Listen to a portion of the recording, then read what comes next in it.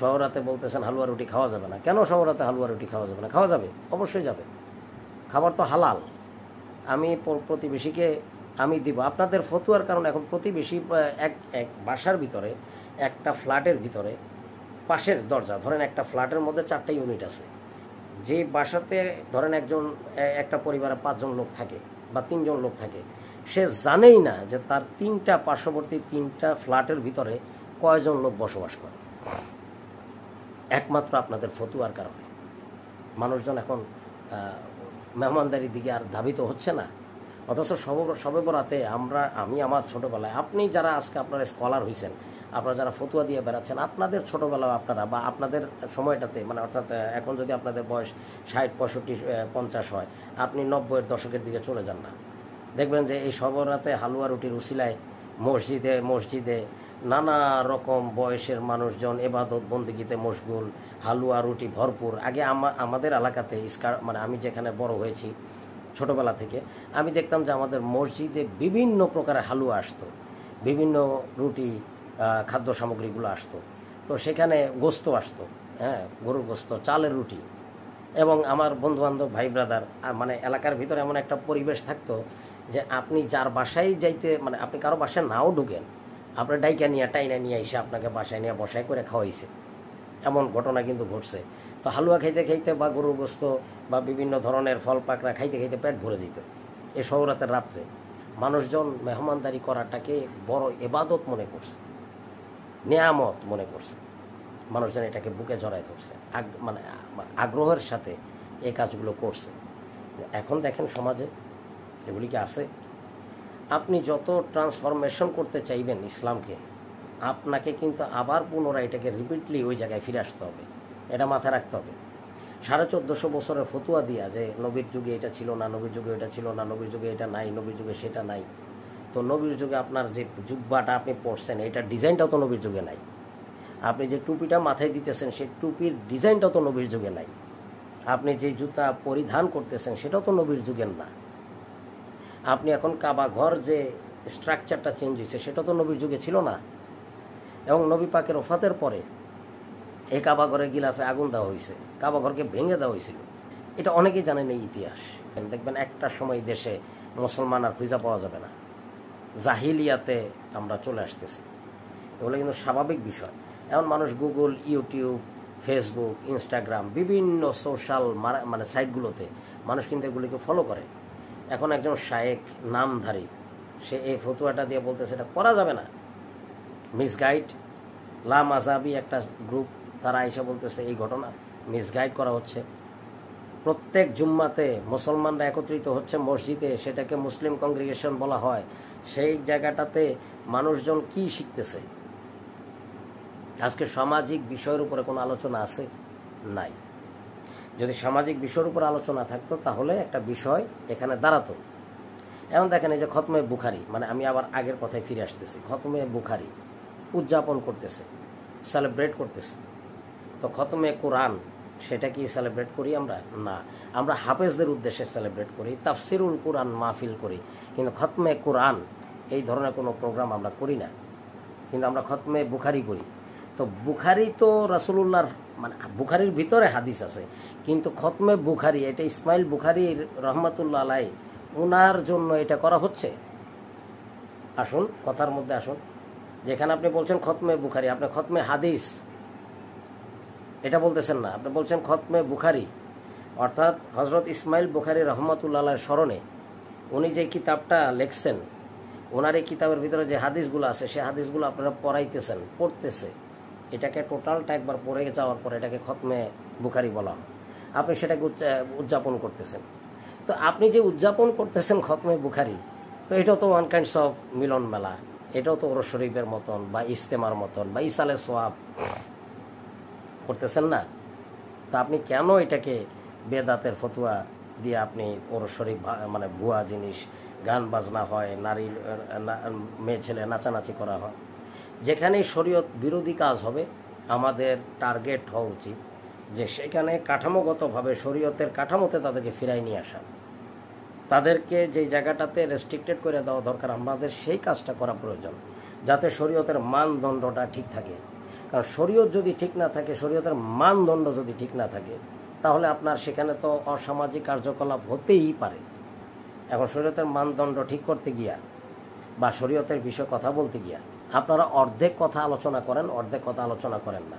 বর্তমান সময়ে যতগুলো ওয়াজিন আছেন আপনি দেখবেন, আপনারা সবাইকে বলতেছি, আপনারা দেখবেন যে ওয়াজের অর্ধেকেরও বেশি সময়টাতে বিভিন্ন প্রকারের আলোচনা করা হচ্ছে, মূল আলোচনা, মূল ট্র্যাকের কথা বাদ দিয়া। তাহলে কি দাঁড়াচ্ছে? আমরা কি শিখব? আমরা শিখব কৌতুক, আমরা শিখব দুষ্টমি, আমরা শিখব ফাজলামি। যেমন একটা গজল গাওয়া হইল, আপনারা এটাকে ট্রল করতেছেন, তারপরে একজন ওয়াজিন কোন কথাটাকে কাকে মারলো সেটাকে আপনারা ট্রল করতেছেন। ইভেন ওয়াজিন এটাও কল্পনা করতেছে না যে তার আমল নামাতে কি যুক্ত হচ্ছে, কোনো ভালো জিনিস যুক্ত হচ্ছে নাকি কোনো মন্দ জিনিস যুক্ত হচ্ছে। এটা তাকে তার ব্রেন দিয়ে হিসাব করতে হবে, তার কথা, তার আলোচনাতে তাকে হিসাব করতে হবে। আমি যখন কোনো একটা বাজে বিষয় কথা বলবো, এইটা চলতে থাকবে, এটা বন্ধ হবে না। যেমন তামাম অঙ্গ প্রত্যঙ্গ কাল কিয়ামতের মাঠে সাক্ষী দিবে, হাসরের মাঠে সাক্ষী দিবে। আপনি যে রাস্তা দিয়ে গমন করেছেন সে বালুকণাও সাক্ষী দিবে, যে পাখি আপনাকে দেখছে সেও সাক্ষী দিবে, যে গাছ আপনাকে দেখছে সেও সাক্ষী দিবে, সব সাক্ষী দিবে। আপনি কি এটা বুঝতেছেন না যে আপনি যে কথাগুলো আপনার মুখ দিয়ে বের করেছেন, যেটা আপনি হাইড করে, মানে এটা হাইড, মানে এটা তার হাইড নাই, আপনাকে নিয়ে যে ট্রল করতেছে, আপনি কি একবার ভাবছেন যে আপনার কতটুকু সোয়াব হচ্ছে আর কতটুকু গুনাহ হচ্ছে? কারণ আপনি তো বাজে কথা বলছেন, ট্রল যে করছে তারটা বলবেন যে তার গুনাহ হবে, আমার না। কিন্তু আপনি যে বাজে কথা বলে ফেলাইছেন, এটার ব্যাপারে আপনি কি করবেন?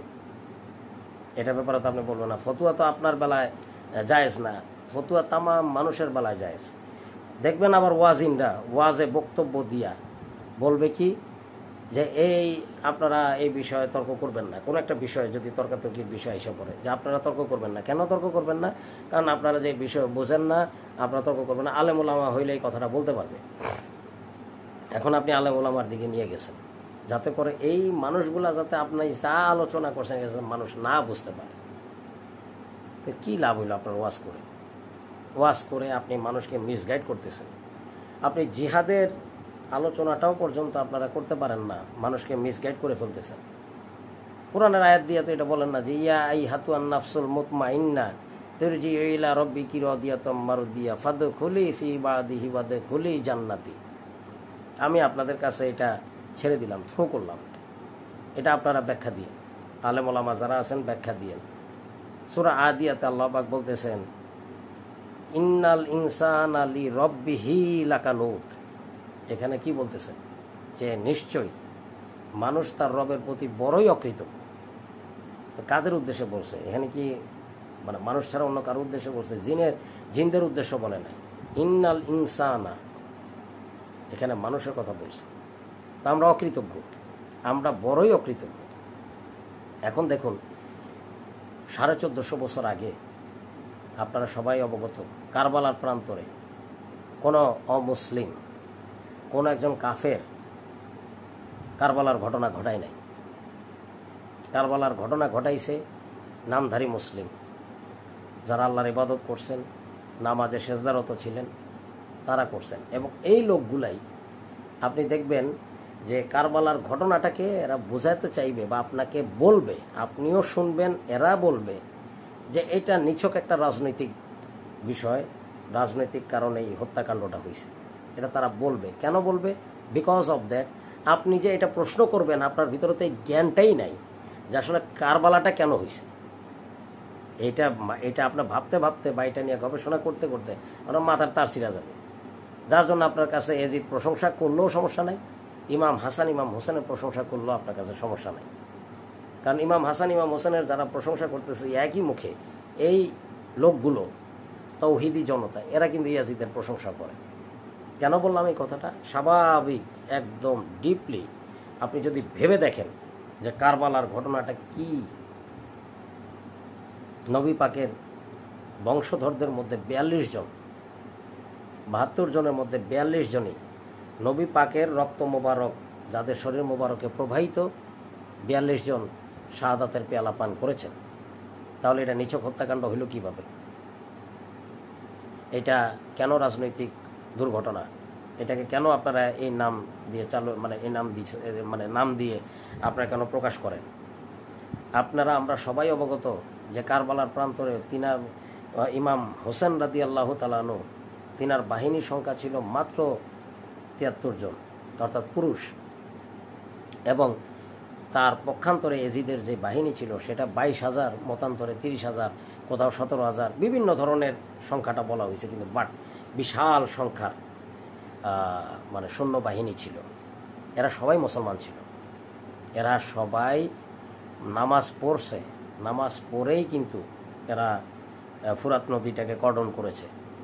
তো কাজেই আপনি কোন নামাজের কথা চিন্তা করবেন? আর ইমাম হোসেন আলাইহিস সালাম তিনাকে হত্যা কেন করা হলো?